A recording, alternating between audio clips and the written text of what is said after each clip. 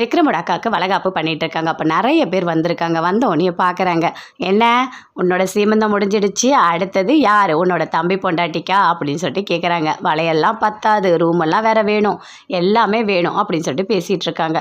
ஆமாம் ஆமாம் அப்படின்னு சொல்லிட்டு அவங்க அச்சா எல்லாருமே சொல்லிட்டு இருக்காங்க. அப்படியே வேதா வெக்கப்படுறாங்க. வெக்கப்பட்டுட்டு அப்படியே உள்ளே போகிறாங்க. உள்ளே ரூம்குள்ளே போன உடனே அப்படியே கண்ணாடியை பார்க்குறாங்க. பார்த்த உடனே மறுபடியும் வெளியே வராங்க. வந்தோடனே அங்கே யாருமே இல்லை.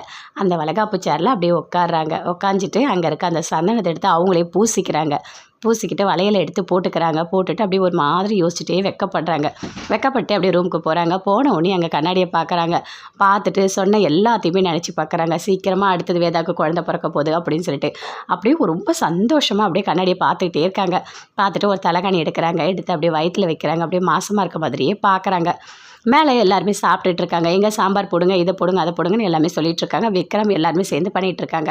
வேதா எங்கே காணோம், இல்லை சாம்பார் எடுத்துகிட்டு வரேன்னு போனாங்க, இன்னும் காணோம். சரி நான் போய் பார்த்துட்டு வரேன் அப்படின்னு சொல்லிட்டு விக்ரம் வராரு. வந்து அப்படியே ரூம் ஆண்ட பார்க்குறாரு நின்று. வேதா அப்படியே தலைகணை வயிற்றில் வச்சுட்டு மாசமாக இருக்க மாதிரி அப்படியே பார்த்துட்டு வெக்கப்படுறாங்க. அதை பார்க்குறாரு. பார்த்தோன்னே விக்ரமுக்கு பயங்கரமாக கோவம் வருது. அவங்க ஃப்ரெண்டு பாஸ்கர் சொன்னது எல்லாத்தையுமே நினச்சி பார்க்குறாரு. கண்டிப்பாக ரெண்டாவது பொண்டாட்டி வந்தால் ஃபஸ்ட்டு குழந்தைய கண்டிப்பாக கஷ்டப்படுத்துவாங்க அப்படின்னு சொல்லிட்டு அதெல்லாம் யோசித்து பார்த்துட்டு அப்படியே வராரு. கோவம் அதிகமாக வருது. மறுபடியும் அப்படியே வேதா வராங்க. அப்படியே கணத்தில் இருக்க அந்த இதெல்லாம் துடைக்கிறாங்க. துடைச்சிட்டு வராங்க. வந்தோடனே எல்லாருக்கிட்டையுமே பேசிகிட்டு இருக்காங்க. அப்படியே விக்ரம் பார்க்குறாரு. பார்த்தோன்னே இன்னும் கோவம் அதிகமாக வருது. ஆமாம் எங்கே தன்வியை காணோம் அப்படின்னு சொல்லிட்டு விக்ரம் தேடுறாரு. தெரியலையே தன்வி எங்கே போனா அப்படின்னு சொல்லிட்டு எல்லாருமே தேடுறாங்க. சரி கீழே போய் பார்த்துட்டு எங்கேயாவது விளையாடுறாளான்னு சொல்லிட்டு கீழே போய் பார்க்குறாங்க. கீழேயும் தன்வியை காணோம். எங்கே போயிருப்பா அப்படின்னு சொல்லிட்டு எல்லாருமே டென்ஷன் ஆகுறாங்க. என்ன குழந்தைய காணோம் அப்படின்னு சொல்லிட்டு ரூம் ஃபுல்லாக தேடுறாங்க. கீழே எல்லா இடத்துலையும் தேடுறாங்க. ஆனால் தன்வியை காணோம். இல்லைங்க நான் போய் பார்த்துட்டு வந்துட்டேன், தன்வியை காணோம் அப்படின்னு சொல்லிட்டு வேதா சொல்கிறாங்க. ஒரு குழந்தைய கூட ஒழுங்காக பார்த்துக்க தெரியாதா அப்படின்னு சொல்லிட்டு விக்ரம் சொல்கிறாரு. அதை கேட்டோன்னே வேதா அப்படியே பயங்கரமாக ஃபீல் பண்ணிகிட்டு இருக்காங்க. என் பொண்ணு எங்கே, சரி ஏதாவது போயிட்டு போலீஸில் கம்ப்ளைண்ட் பண்ணலாமா அப்படின்னு சொல்லிட்டு வசந்த் சொல்கிறாரு.